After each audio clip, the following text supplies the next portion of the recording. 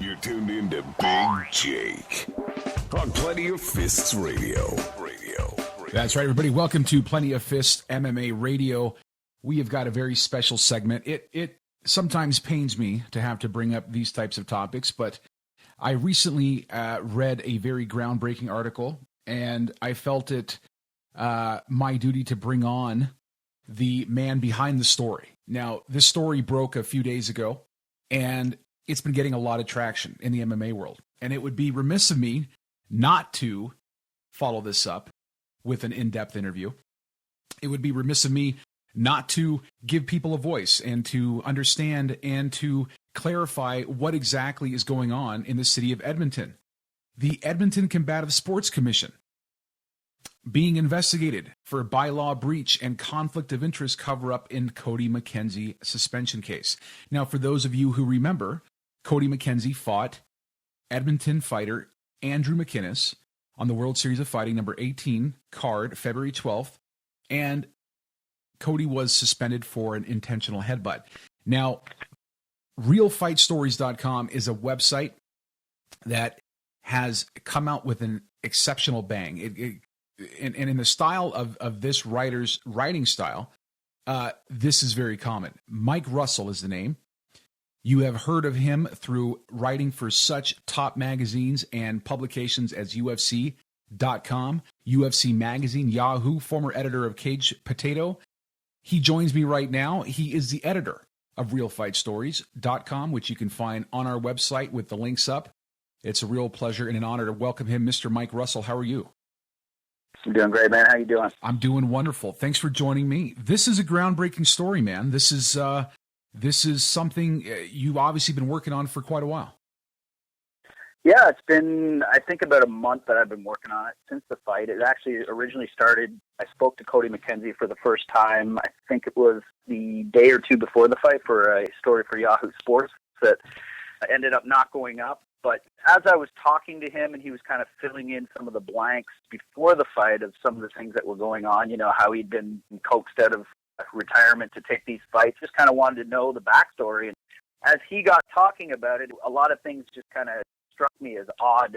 Basically, the way that he was brought in without a corner, you know, the way he was treated by Andrew McInnes and by some of Andrew's teammates. You know, there's a lot more, I think, to the story than met the eye. So that's when I talked to the Edmonton Combative Sports Commission Executive Director Pat Reid. And you see what came out of that story. There was a lot of information, a lot of things he told me that just didn't sit right with me.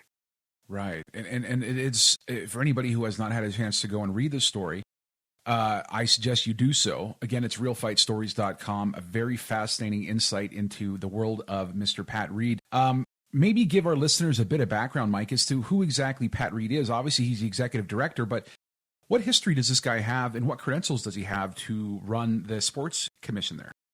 Basically, Pat Reid's a career bureaucrat. He's worked for Olympic committees. He's worked for, when a city wants to bring in the Olympics into their town, they hired, you know, Pat has worked as a consultant with some of these groups that do the bids. So he knows his way around the government, and he's been around. But there's also a side to Pat Reid that not a lot of people know, and that's that he had his own business where he was known as a professional fundraiser. So there's a story out there, if you Google it, on ex-Ottawa Senators NHL player Alexei Yashin. And what it was apparently the story is Pat Reid is what they call the orchestrator of this deal that he made with the National Arts Center. Basically, what the deal was, he was going to donate $1 million over 5 years, split up into $200,000 payment to the National Arts Center. And Pat Reid apparently met him in a parking lot to approach him about this as he was leaving the Corral Center for a practice or a game. And he was set to make $15,000 a year off the deal, which was basically looked at as many who came up with the details of the deal as it was basically like a tax fraud case where what would happen was Yashin's mother made this business up and she was supposed to be getting $85,000 a year as a consultant for this deal, paid for, and it was tax free because it was going into a nonprofit. So it was like a donation of sorts. So $100,000 of every $2,000 he donated was actually going into the pockets of the people involved with the deal. So it fell apart, and Pat kind of just came away from the deal. But shortly after that, he moved to Edmonton, and I guess you can say that's kind of where his his foray into mixed martial arts started. So that's pretty crazy stuff. The fact that he met this guy in a parking lot. Yeah, there's a lot more, I think, to the story than meets the eye. Like, he told me he worked for Sport Canada for 16 or 17 years. Well, that's a great job, and it's a government job. You're working with the Olympic Committee. You're doing, it's a pretty substantial career. And he talks about it like it was like one of his crowning achievements. So I don't think he left that job on his own free will, because let's be honest, if we all had a job we were set for life in, we probably wouldn't leave. So, I've been trying to find out more and more and more about him, and I've had, it's amazing the amount of people that have called me or texted me or sent emails to me. I've got, people that are on the commission with him. I've got people that have worked with him in the past in various capacities. There's a lot more, I think, than meets the eye to what Pat Reid is about and what's going on in Edmonton. This story has covered a lot of ground, and obviously a lot of names have been involved in it. Let me ask you, though, from this standpoint, because I know that you've gotten some backlash already in the last little while from fighters, from other reporters and stuff like that. Do you have any type of vested interest in doing this story? Are you representing anybody involved? No, absolutely not. You've known me for years. Anybody that knows me, that's kind of been my MO. Is I've been like the cheerleader for fighters, and I've been one to speak out when they're not being paid, and that's kind of like my forte, I guess, is being someone that actually champions for them. So there's no vested interest. Like I said, I didn't know Cody before this fight, and I'm Canadian, so everybody's saying, I'm white knighting and everything else. Well, You know what? Just because I'm Canadian doesn't mean I need to turn a blind eye like everybody else to the bad behavior of the fighters involved or to the bad behavior of the commission. So I'm more disappointed. I think that there's a lot of reputable journalists that have read the story and have chosen not to cover it. And if you look, anything you can read about Cody, if you Google his name really quickly, everything is negative based, and it's based either on rumors or perception that other people have had about him. And talking to him and hearing him actually talk about some of the stories and what really went down with everything, it's a stark contrast to what we've reported. I've talked to you about it in the past. I've talked to other people. We really don't have anything to tell us that we can't write things that are incorrect about people. So, I've discussed the option of maybe starting a writers union. I don't think I need to be involved with it so much as I don't think that people really have any repercussions to behaving badly. Like, this has ruined the guy's career in a lot of ways. Right. The things that we've written about him. So I just think that, we as reporters need to be a little bit more responsible about what we write and, realize these are guys with families. These are guys, that have to make a living, and this is going to affect their bottom line. So you never know. He could have been fired for a lot of these false stories that the UFC have heard about him. I've heard tons of stories that, Dana White was told this, or people tweeting at him stories that are untrue. So you're going to have him on later, and if you ask him about all the things that have been said and done about him, it's insane to me that people can get away with writing about a fighter what has been written about him. Right. And unfortunately, that is the case for not only Cody, but there's been a lot of other, fighters out there. I mean, there was a story that broke the other day that you had brought to my attention about a former Ultimate Fighter contestant as well.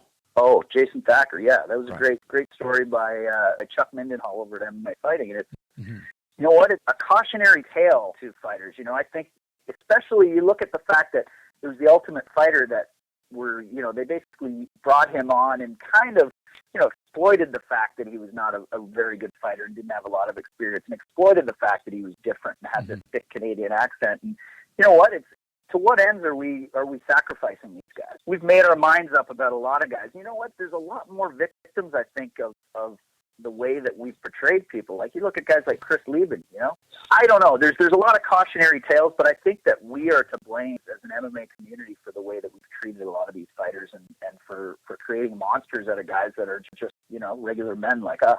Right. Let's talk about this conversation you and Mr. Pat Reid had. Initially, you were calling to find out what the suspension was for, and just to kind of clarify what exactly happened with this fight, maybe walk us through a little bit about how this conversation happened, and how did you end up getting this guy on the phone for as long as you did?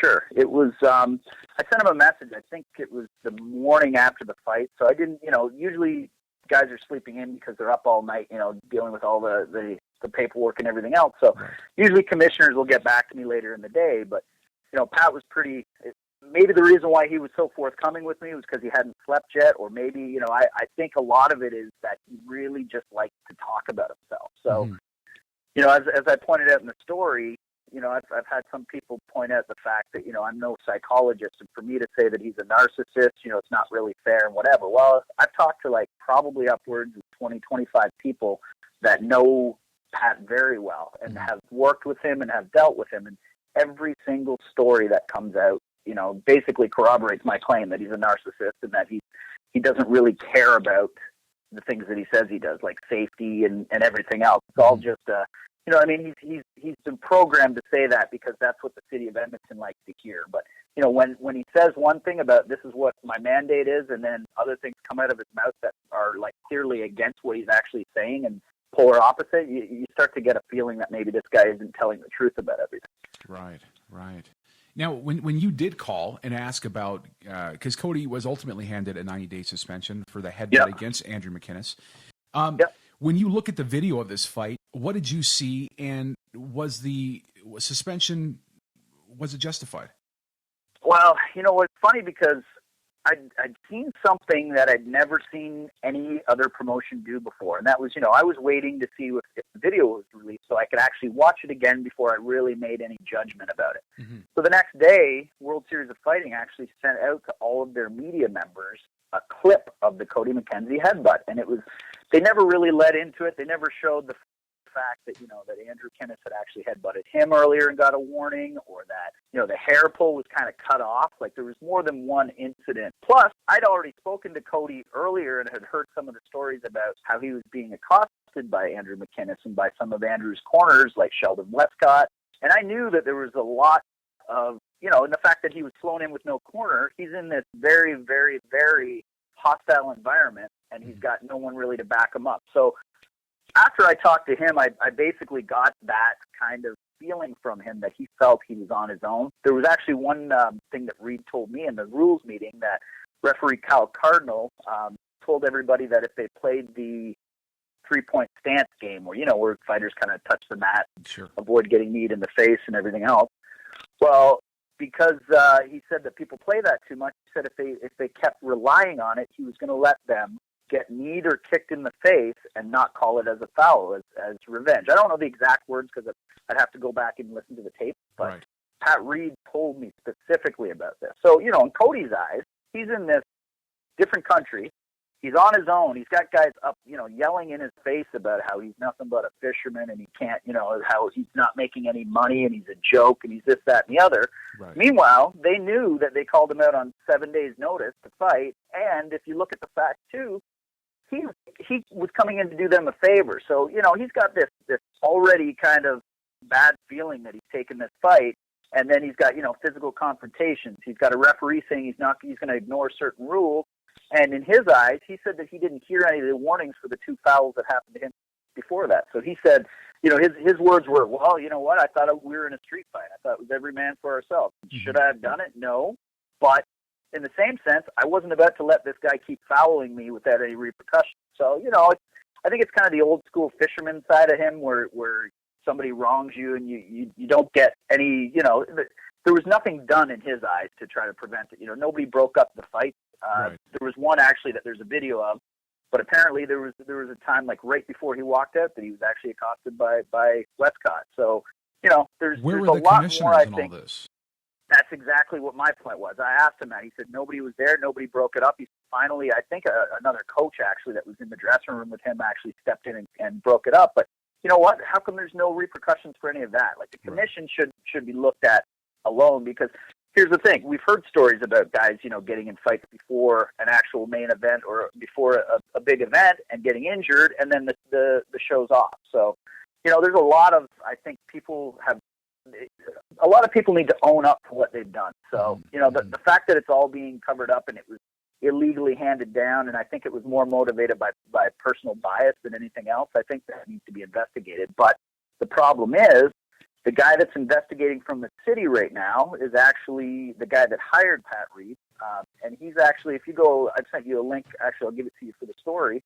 He's on Facebook last week wishing Pat a happy birthday, chumming around with him. It's like, you know what? You're not going to fire somebody that you're that close to, even if it is just a Facebook friend, because you're going to have to deal with them on a regular basis. And you're not going to reprimand somebody that you're that close to either, when it's either, be embarrassed by the fact that we actually screwed up and we're admitting it, or, we're going to stick up for some guy that we really have no vested interest in. So it's it's bad all around. I think there's a lot that needs to be looked into, and it's pretty bad that it's a reporter from Canada that has to be the one to champion for someone else. But you know what?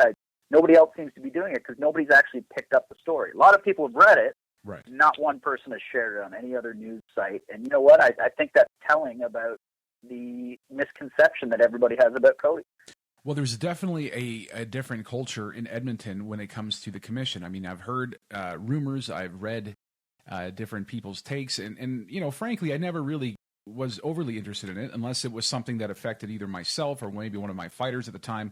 Sure. But one of the interesting quotes, though, that was pulled out of the story, and again, it's at realfightstories.com, quote, the point, this is when Pat Reid was telling you about Cody McKenzie's foul, quote, the point is if the guy was pulling his hair, he should have pulled his hair back. If he pulls his hair, what do? Get a gun and kill him?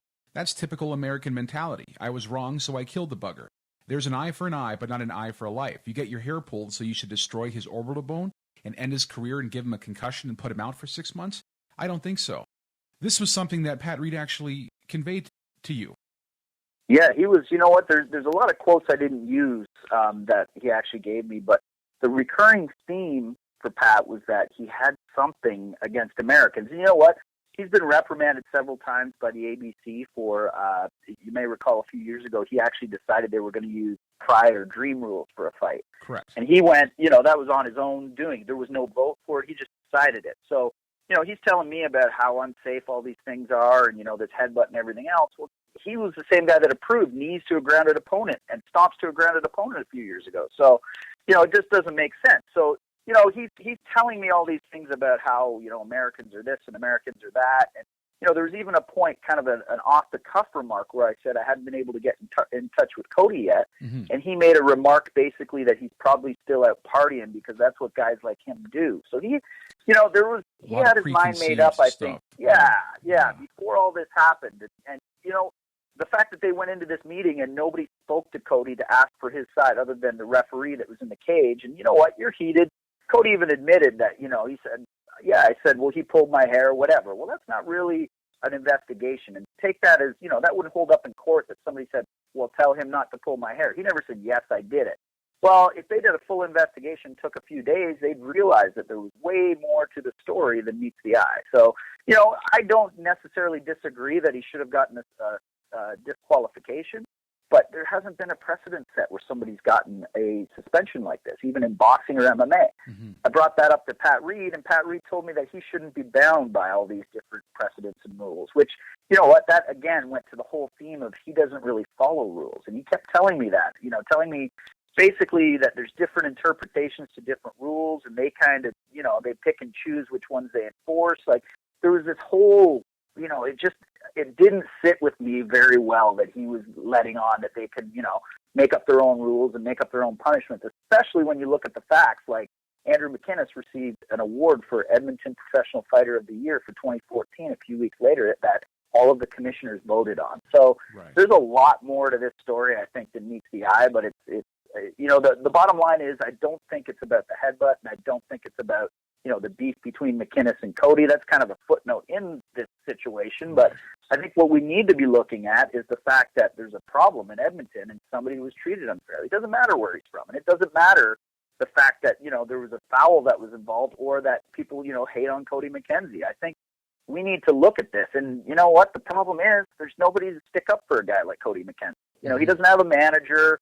He doesn't have, there's no union, there's no federation to tell, the Edmonton Combative Sports Commission that they have to reverse the decision. Even the ABC told me that they'll try to get involved, but they really don't have any jurisdiction. So we got a lot of problems with this sport. I think we kind of need to clean up. Even having a writers union, a fighters union, or some kind of association would do a lot in making sure that people aren't behaving this badly. Well, there certainly needs to be some type of an oversight, whether it's a committee, whether it's a union, something needs to rein some of these people in. And I mean, obviously Edmonton sounds like they've breeded this culture of people that all know each other, people that all, scratch each other's backs. And it seems like they've kind of placed themselves in this situation. And like you said, it doesn't necessarily have to be about the McKenzie McInnes. I mean, this is just kind of what brought everything to light. But this could have been any fight. This could have been any foul in any given fight that would have, an out-of-town fighter would be given this suspension. Did they tell you on what grounds the suspension was given to him? Was it because of medical injury, or was it because of his intent to injure? Well, it's an interesting point that you make, because there was a few things that Pat said to me during the interview that I was like, well, what is it? He flip-flopped over a few things. One thing he said, and you got to understand, Pat comes from a hockey background. Like, he's, besides the business that he ran that had that thing with Yash, and he actually was a huge hockey fan. If you look through all of his social media, he doesn't talk about MMA. Everything's either hockey or politics. So, he's talking about how basically it wasn't just a foul, he told me. He said it was an intentional foul with an intent to injure, and that's why he got suspended. Well, we talked about it, and it's kind of ludicrous that there is no intent to injure in MMA, or else there'd be no MMA, because that's the intent. That's the sport. The intent is to injure, it's to injure your opponent. So he's saying it was an intent to injure, and then out of the next, the other side of his mouth, he tells me that Matt Baker, who was on earlier in the card, who basically clashed heads with his opponent. You never know. Like, it could have been intentional. You never know. Nobody really. It was ruled unintentional at the time because it looked like it wasn't. So, there's Matt Baker has done dirty stuff in the past, like the fake glove touch and knock the guy out. And, there's a lot more I think they should have looked into it. But Pat told me, I know Matt Baker very well. I've used him in my medical slides. So, he has a relationship with him. He said when he basically was being pulled off by the ref, he kicked his opponent, who was down on the ground and was already concussed from the headbutt probably. Right. He tried to kick him in the face, and as Kyle Cardinal pulled him off, his foot grazed against his chest, and he told me that had he hit him with that kick, he would have been suspended. Well, guess what? The intent was there. You said the same thing about Cody. You can't have different rules for guys that you know. Mm-hmm. So he said between the fact that he was, at the time I talked to him, he was still under the impression that McInnes was very badly concussed and that he had a broken orbital. So he brought that into that illegal backroom secret meeting and told everybody that was the case. He told me that it was basically set in stone, that that's what's wrong with him. He'd be out for 6 months. Concussion, it's a minimum 4-month suspension. And then I hear that Andrew McInnes is back in the gym, and they're looking for an opponent for him for June 5th, which is less than 4 months away. So it's obvious he's not concussed. It's just that nobody wants to talk about it. So Westcott, blasted me and said I never talked to Andrew about what his injury is. I reached out. I was texting to him probably for 2 hours the day after the fight.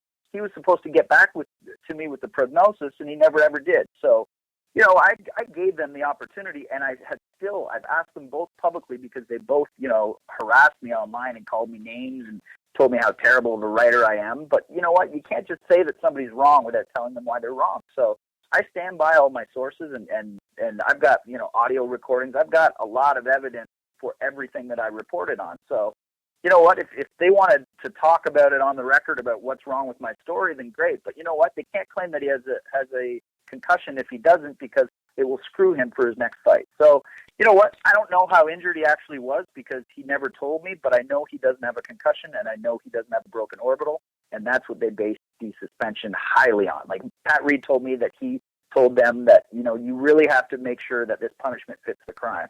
And the crime was that he gravely injured Andrew McInnes. So that was, he was like literally saying that he could have killed him and, this, that, and the other. Well, in hockey, headbutting is probably one of the worst things you can do other than punching someone in the back of the head. Right. You know what? It was a headbutt. Did it look like the worst headbutt I've ever seen? No. Did it look like, like Andrew, was very injured? Yeah, it did. So, you can't blame everybody based on the facts that they were presented with. Even the people from the commission, like, I don't totally blame them, but the fact that they won't give me the list of everybody who voted on his punishment, that is very telling to me that something's wrong. What was his excuse, or what was his reasoning as to why he would not give you any type of information regarding that suspension vote?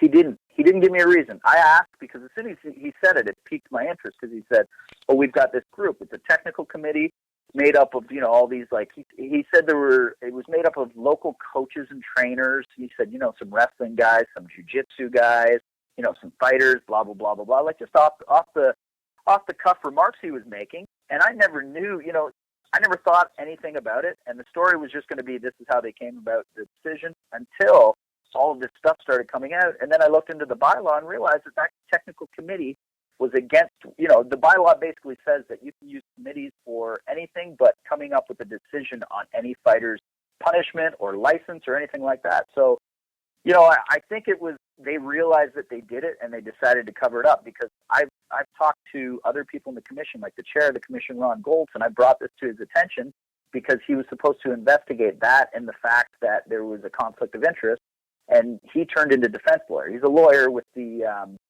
what do you call it, Workman's Comp Board in Edmonton. Compensation. So, okay. I don't know if it's his job or not, but, it would seem he's probably the guy that is very versed at rejecting people's claims. So he's basically like, as soon as I ask a question, he's like, well, he's defending, it's like he's defending a client, which is, it's suspect to me anyway that they had 3 lawyers as of December on their commission. I think that is, that's a very, very calculated move by Pat Reid, from what I've been told, because there were people with, more experience and more MMA legislation experience and everything else that he's pushed out of the commission. So, there's a tale of the fact that he's groomed his commission members to basically let him do what he wants. So that's, I'm not saying that's a fact, but I've been, there's been more than one person that even is in the commission right now that has said there's a lot that's going on behind the scenes that nobody will ever know. But you know what? Maybe that's the problem with having a city commission. That very well could be. When I mentioned the name Owen Dawkins, what does that mean to you? I know that his name was brought up by Mr. Goltz, the lawyer for the ECSC. What exactly was that warned you? Apparently Ron Goltz had warned you about making a public conflict of interest claim against Dawkins. Yeah, it was funny because he started out, a lot of his replies, and even Cody was telling me that he was asking me to explain some of the rulings that he got back because it was all written in jargon form. And Cody's a fisherman, he's a fighter. He's a guy that, he doesn't have his own manager. So he said taking it to a lawyer just to read to him didn't really make fiscal sense to him. So I'm looking through all these things, and he's got this kind of air about him where everything has to be like a 5 or 6 paragraph. He could say yes or no to some of the questions I've asked him, and he sends me back almost like I'm smarter than you, it seemed like, which was, kind of rubbed me the wrong way when I knew that I had these recordings of Pat Reid telling me that he basically breached the bylaw, and he sends back that I took his quotes out of context. I'm like, you do realize I have the tapes, right? I sent him the quote. He still tried to deny it. So then with Mr. Dawkins, somebody let me know that he's the coach of the University of Alberta wrestling team. So his assistant coach is a very good friend of McKinnis's, that's trained with him for years at both gyms he's trained at in Edmonton. So I'm guessing that's Mr. Roger Alves.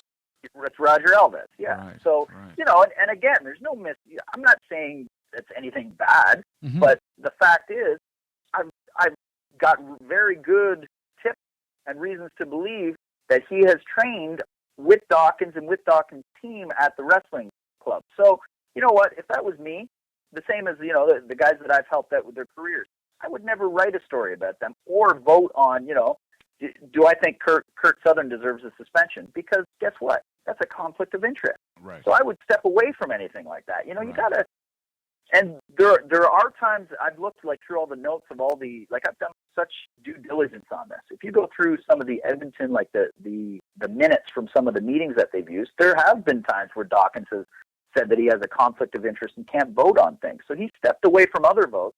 This one he never stepped away from. So, yeah, I get this response back from Gold telling me that, you better think long. Basically, I better think long and hard and make sure I have concrete facts before I accuse one of his commissioners and all this other stuff. So I quickly did a Facebook search and realized they were friends on Facebook. So, there is a relationship. He told me that, it may just be that they've trained on his mats or he's a friend of a friend, so don't go flinging things around. So when I sent him that, I sent it to him knowing that part of the policy was, as chairperson of the commission, he has to launch an investigation if anybody comes to him with any proof that there's a conflict of interest. Right. Well, instead, he warned him, and an hour later, he'd taken McKinnis off his Facebook. And, it's interesting because my story wasn't even up when McKenzie blasted me on Twitter. So somebody's gotten to him. Yeah, somebody either got to him and said I was digging up a story, or falsely accused me of saying that he wasn't injured or whatever, which I have that all on audio recording. I've told Andrew the same thing. You know what? I'm not a doctor.